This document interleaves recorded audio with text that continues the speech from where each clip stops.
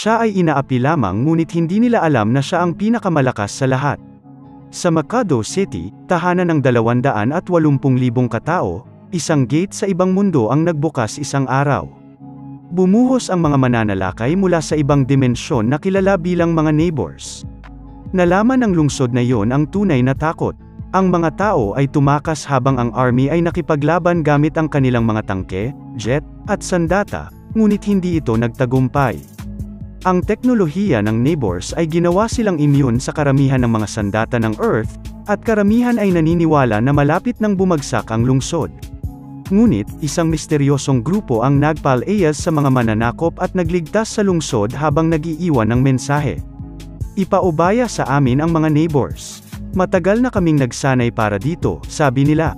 Nag-aral sila ng teknolohiya ng neighbor at lumikha ng isang organisasyon upang ipagtanggol ang mundo mula sa kanila, ang Border Defense Agency. Nagtayo ang grupo ng napakalaking base sa napakaikling panahon at naghanda ng mga depensa laban sa mga mananakop. Makalipas ang 4 na taon, kahit nabukas ang gate at may mga neighbors pera na lumalabas, karamihan sa populasyon ng lungsod ay piniling manatili. Marahil dahil sa kanilang pananalig sa border, ang mga regular na pagsabog at pagkislap ay halos hindi nakakagambala sa mga taong naninirahan sa Mikado City. Sa lokal na middle school, pumasok si Osamu Makumo sa kanyang silid-aralan at umupo sa kanyang mesa. Pinag-uusapan ng kanyang mga kaklase ang tungkol sa isang kamakailang pag-atake ng neighbors, ang mga babae ay nagchichismis tungkol sa isang bagong recruit sa border, at isang grupo ng mga bully ang naglalaro ng pencil case ng isang mahirap na lalaki. Walang pakialam si Osamu sa paligid noong una ngunit ang kanyang kapayapaan ay nag-ambala ng ang pencil case ay dumapo sa likod ng kanyang ulo, na labis na ikinatuwa ng mga bully. Ang head delinquent, isang lalaki na nagngangalang Ada, ay nag-utos kay Osamu na ibalik ang pencil case, at nakakagulat na si Osamu ay mabilis na sumunod ngunit ibinigay ang item sa may-ari sa halip na sa mga bully. Bagaman ang kanyang matapang na saloobin ay nagdulot ng pangungutya mula sa mga bully.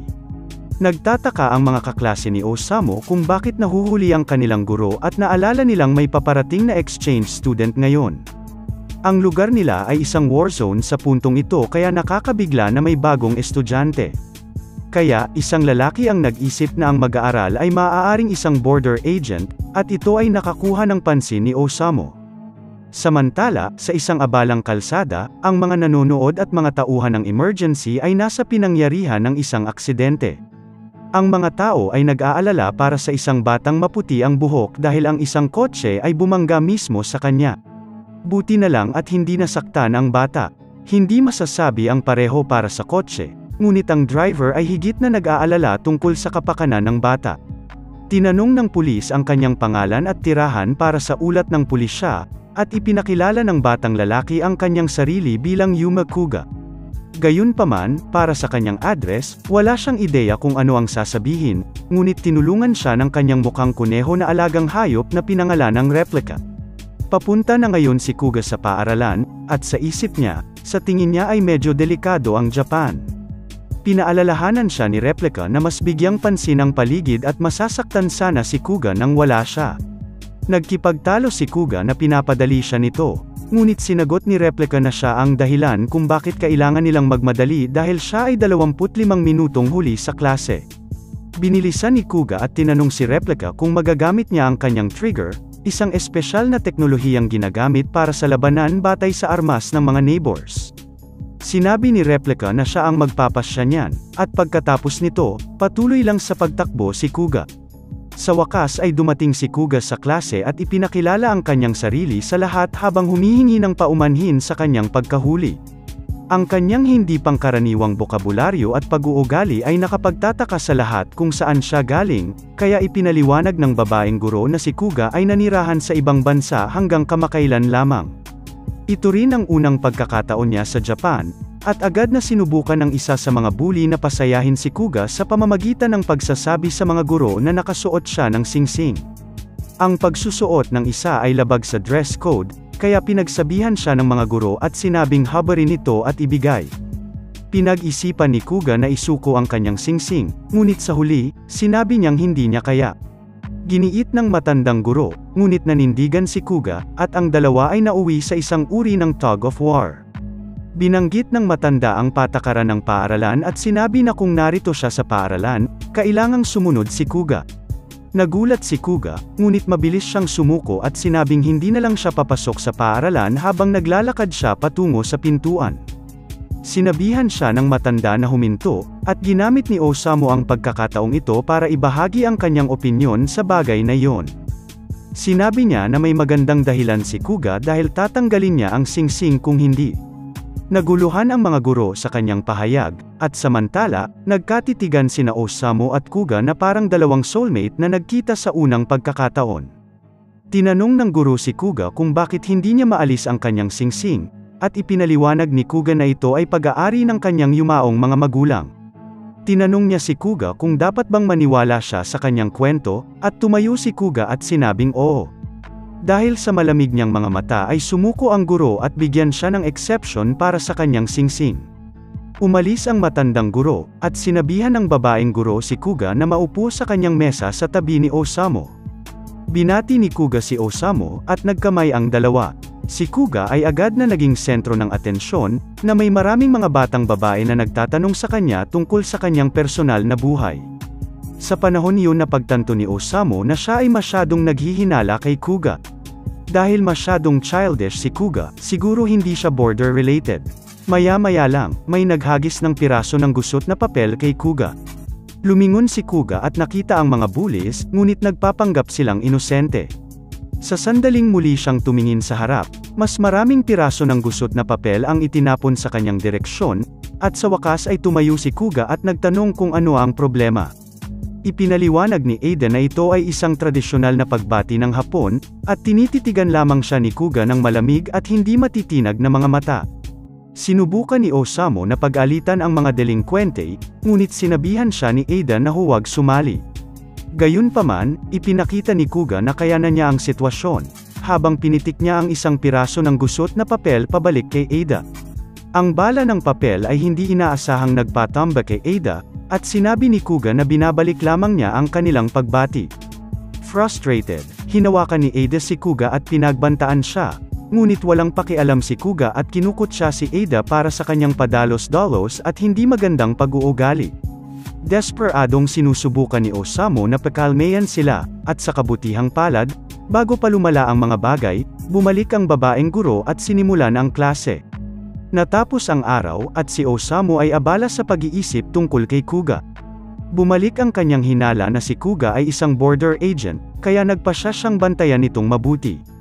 Kaya lang, nilapitan siya ni Kuga at tinanong kung may problema. Sinabi ni Osamu na wala at niyaya si Kuga na sabay na maglakad pauwi. Habang pauwi, pinayuhan ni Osamu si Kuga na huwag pansinin ang mga bullies dahil ang pakikipaglaban ay nagpapalawless sa lahat. Tinanong ni Kuga kung ano ang dapat niyang gawin, at sinabi ni Osamu na dapat niyang sabihin sa kanila na itigil o huwag pansinin ang mga ito. Huwag lamang yumuko sa kanilang antas. Ang mungkahi ay medyo nakakagulat para kay Kuga, dahil sa bawat lugar na napuntahan niya noon, kailangan niyang lumaban para mabuhay. Kaya lang tinawag ni Ada at ng iba pang mga delinkwente si Kuga at sinabihan itong sumama sa kanila. Mabilis na sumunod si Kuga at sumama sa grupo habang si Osamu ay sumusunod sa likuran nila.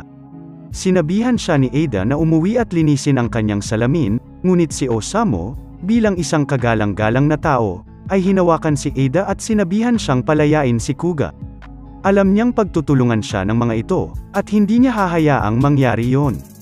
Sa malapit na neighbor emergence area, iniligtas nga ni Osamu si Kuga mula sa mga bullies. Sa pamamagitan ng pagiging biktima nila para sa araw na yon. Kinukutsa siya ng mga delinkwente dahil sa pagbagsak niya pagkatapos lamang ng isang suntok, at tinanong pa ni Kuga si Osamu kung bakit siya sumunod kung siya ay napakahina. Hindi pinansin ni Osamu ang sakit at tinanong ang iba kung napansin ba nila na nasa forbidden zone sila, kung saan tanging mga tauhan ng border lamang ang maaaring pumasok. Sa lugar na ito, maaaring umatake ang mga neighbors anumang oras. Hindi man kapani-paniwala, ngunit nag-aalala si Osamu para sa mga delinkwente. Sinipa siya ni Ada at sinabing binasa nilang lahat ang sign. Sa tingin mo ba hindi kami marunong magbasa? Tanong ni Ada habang nakatingin kay Osamu, na umuubo at nakaluhod sa lupa. Ang iba pang mga delinkwente ay kinukutya si Osamu at tinanong si Kuga kung tutulungan niya ang kanyang kaibigan. Nagtataka si Kuga kung bakit niya tutulungan si Osamu. Siya ang nagtulak sa kanyang sarili sa ganitong sitwasyon. Ang pahayag na ito ay lalo pang nagpapalakas ng panunuyan ng mga bullies kay Osamu. Ang mga bagay ay hindi pa tapos, kumuha si Ada ng tabla na gawa sa kahoy at sinabi kay Kuga na siya na ang susunod. Si Ada ay sumulong para hampasin si Kuga sa mukha, ngunit agad namang naharahangan ni Kuga ang pag-atake sa pamamagitan ng paghampas sa paa ni Ada. Hawak ang sandata, kumpiyansa na tinanong ni Kuga kung turn na niya na ngayon o baka nawala na sila ng mood makipaglaban. Galit na galit, tinawag ni Ada ang kanyang mga kaibigan at ipinahayag na patutumbahin nila si Kuga.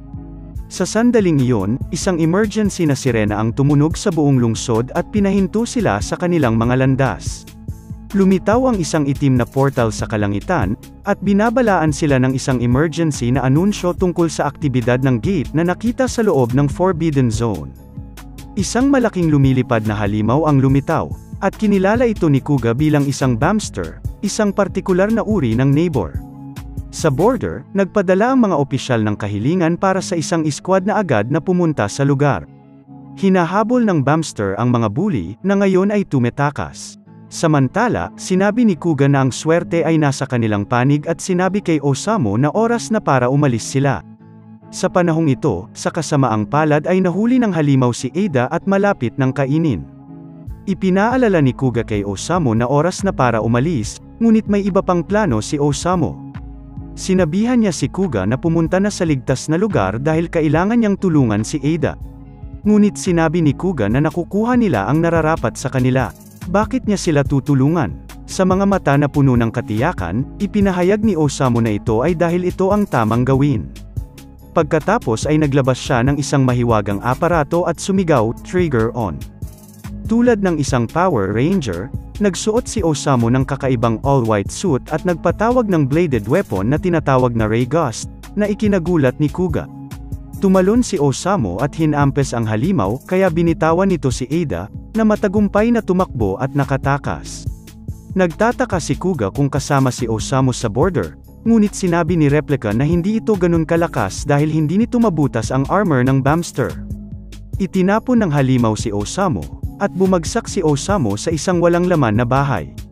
Lumapit ang Bamster kay Osamu, handang umatake, at si Kuga, na nanonood mula sa gilid, ay tinawag si Osamu na isang tanga para sa kanyang padalos-dalos na pag-uugali. Gayunpaman, tinanong ni Kuga si Replica kung magagamit niya ang kanyang trigger, at muli, sinabi ni Replica na siya ang bahala. Sa pagkakataong ito, ina-activate ni Kuga ang kanyang trigger, at agad na nag-transform si Replica at binalot ang sarili sa paligid ni Kuga na parang isang po-red suit. Sa isang iglap, nakalapit si Kuga sa Bamster, tumalon ng mataas sa kalangitan, at naghagis ng malakas na sipa sa tiyan ng halimaw. Ipinagpapatuloy ni Kuga ang kanyang pag-atake sa pamamagitan ng pag-activate ng isa pang kasanayan na tinatawag na double boost. Pagkatapos ng isang malaking wind-up, sinuntok niya ang Bamster na siyang ikinawasak nito. Sa gitna ng usok, nagtagumpay si Kuga habang idini-deactivate niya ang kanyang trigger. Tinawag niya ang Ostrak na si Osamu na 4 na mata at tinanong kung ayos lang siya, at itinutuwid siya ni Osamu at sa wakas ay ipinakilala niya ang kanyang sarili kay Kuga. Sinabi sa kanya ni Kuga na mahina siya kahit na may trigger at binalaan siya na hindi siya dapat tumakbo ng ganoon. Pagkatapos ay nagtanong siya tungkol sa iba, at sinabi sa kanya ni Osamu na nakarating sila ng ligtas. Tinawag siya ni Kuga na kakaiba dahil kaya niyang talunin ang lahat ng mga delinkwenteng iyon gamit ang kanyang trigger, ngunit sinabi ni Osamu na ang mga trigger ay hindi dapat gamitin laban sa mga sibilyan, lalo na dahil hindi ito tama.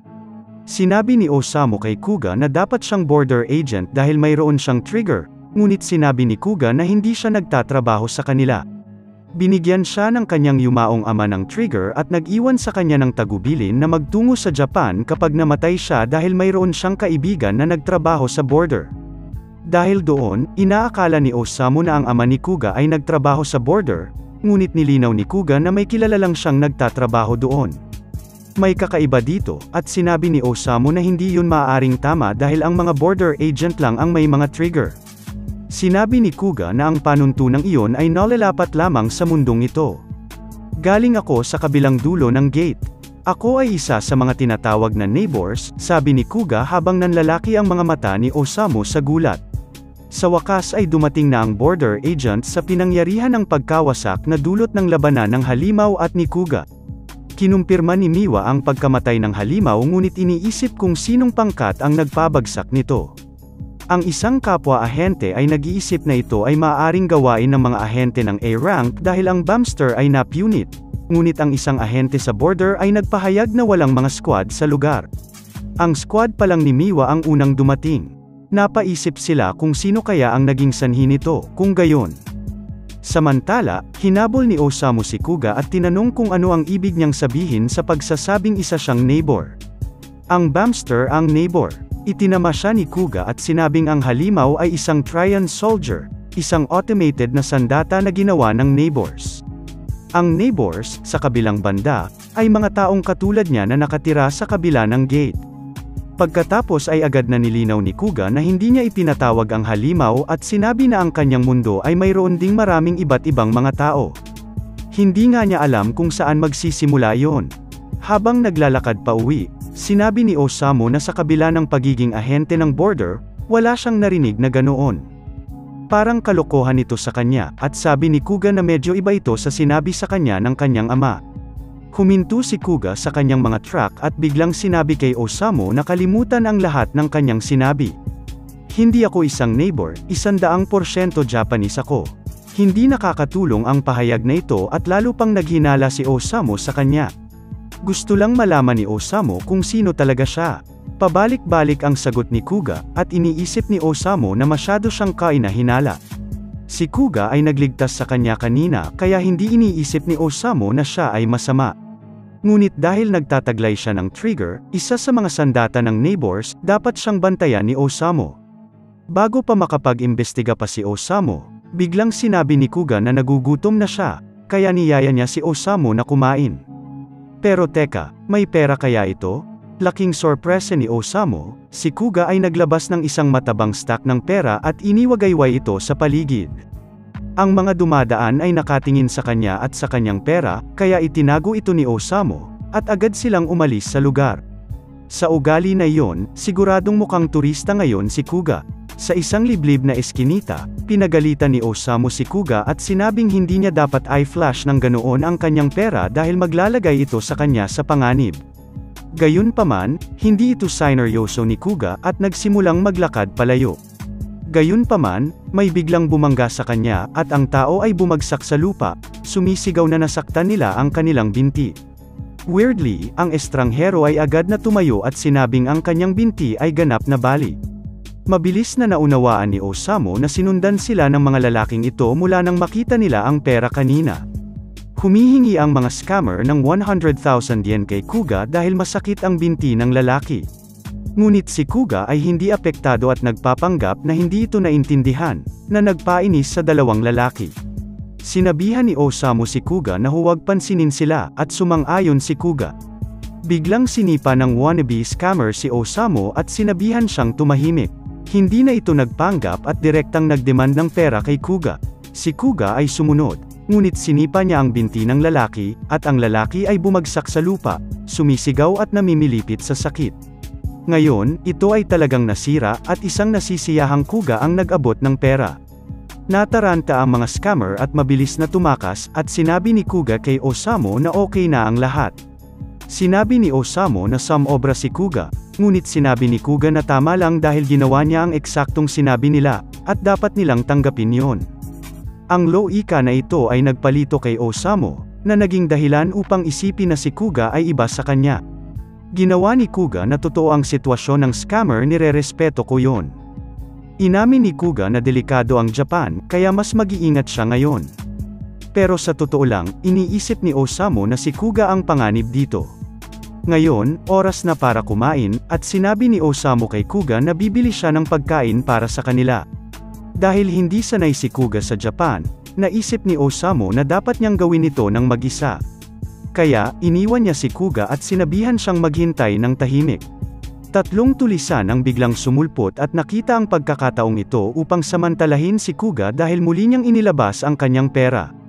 Nilapitan siya ng mga tulisan at hiniling na bigyan sila ng pera, at iniisip ni Kuga kung lahat ng tao sa Japan ay mahirap. Ang sabi ng tulisan ay ang kanyang magulang ay naghihinalo sa isang sakit, at kahit kaunting pera ay makakaligtas sa kanila. Hindi inaasahang pumayag si Kuga na bigyan sila ng pera, ngunit hindi nang walang kondisyon.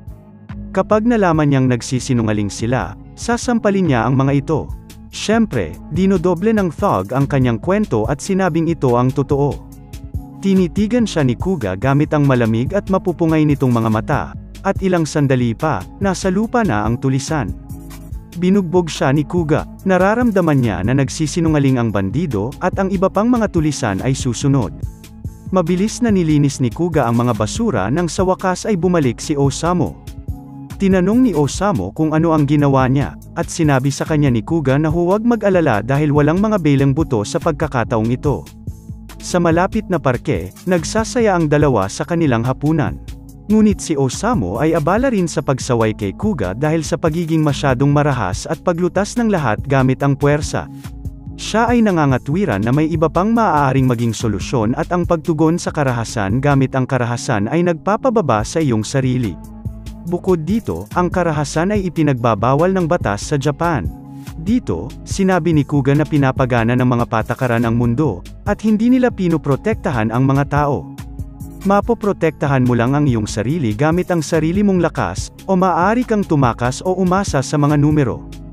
Iniisip ni Osamu na ang pangangatwiran ni Kuga ay parang bata, ngunit nakita niya na talagang seryoso ito tungkol sa mga pinagsasabi. Tinanong ni Kuga kung ang gayong loika ay hindi katanggap-tanggap, at sumang-ayon naman si Osamu. Kaya, sinabi ni Kuga kay Osamu na ituro sa kanya ang mga patakaran.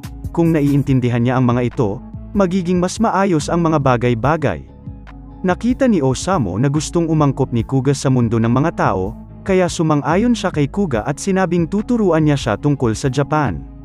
Ibinigay ni Kuga ang kanyang pag-aproba at agad na umalis, sinabing oras na para magpahinga. Mag-ingat ka, sigaw ni Osamu habang tumetawid si Kuga sa kalsada. Ngunit huli na, at isang kotse ang bumangga kay Kuga. Nag-aalala, nagmamadaling lumapit si Osamu ngunit nagulat siya nang makitang ayos lang si Kuga. Agad na naghilom ang basag sa mukha ni Kuga na parang walang nangyari, at sinabi niya sa driver na okay lang siya. Humingi ng paumanhin si Kuga sa damage ng kotse at nag-alok ng isang makapal na balumbo ng pera, ngunit tinanggihan ng babae ang pera. Samantala, pinapanood ni Osamu si Kuga, at napagpasyahan niya na hindi talaga siya masamang tao. Pero naniniwala na siya ngayon na si Kuga ay isang neighbor. Kinabukasan sa rooftop ng paaralan, sinabihan ni Osamu si Kuga na huwag sabihin kahit kanino ang tungkol sa kanilang ginawa kahapon at sa kanyang pinagmulan. Sumang-ayon si Kuga, ngunit may sasabihin pa si Osamu.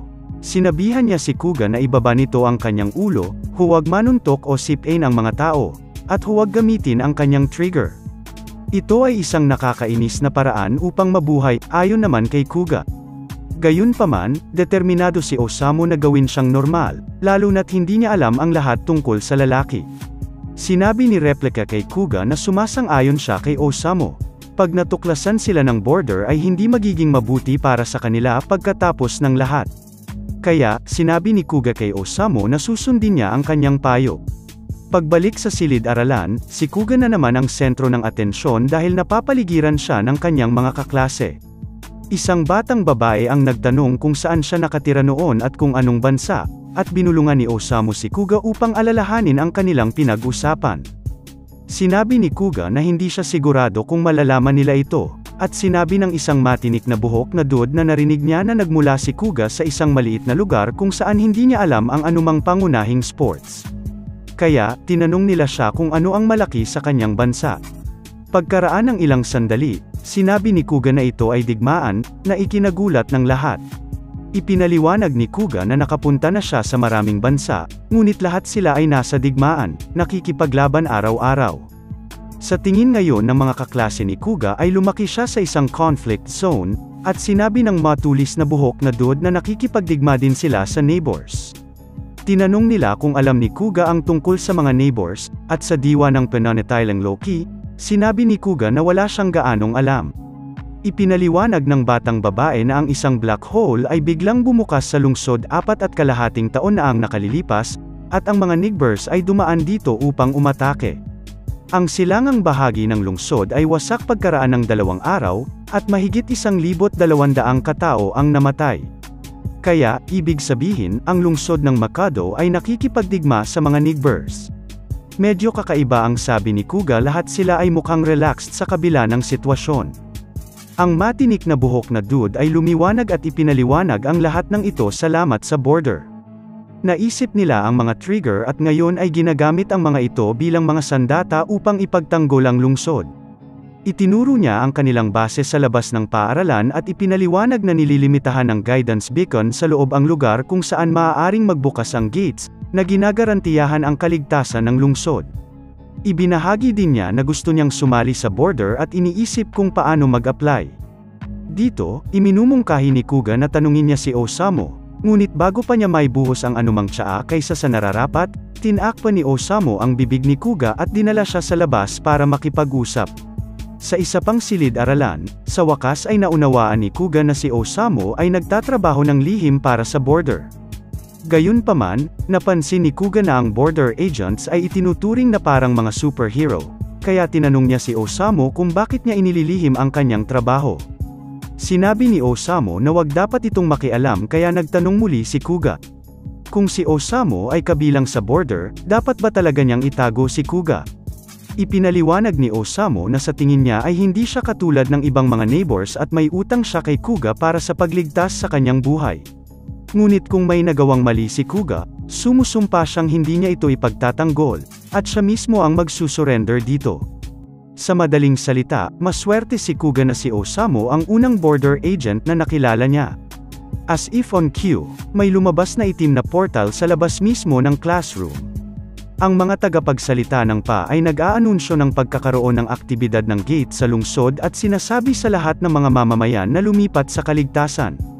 Samantala, lumawak ang portal, at ang isang pares ng mga halimaw na tinatawag na marmods ay bumuhos dito at dumapo sa field ng paaralan, kung saan ang tonelada ng mga natarantang estudyante ay agad na tumakas. Nagulat si Osamu sa biglaang paglabas ng gate dahil ang paaralan ay lampas sa forbidden zone. Nagtataka siya kung ano ang nangyayari dahil ang gate ay karaniwang hindi magbubukas ng ganito kalayuan mula sa base. Samantala, lumilikas ang mga guro at estudyante patungo sa kanlungan, ngunit sa kasamaang palad, ang isa sa mga marmod ay pumasok sa pader at nagsimulang humabol ng mga tao habang ang isa pang marmod ay nagdudulot ng kaguluhan sa labas ng paaralan. Lumabas na si Osamu at sinabi kay Kuga na gagawin niya ang kanyang makakaya para pigilan ang mga neighbors. Ina-activate niya ang kanyang trigger, at ngayon, handa na siyang lumaban. Pinahinto ni Kuga si Osamu at binalaan siya na ang mga marmod ay mga sundalo ng Tryon na ginawa para sa labanan, at sa kanyang kakayahan, malamang namamatay siya.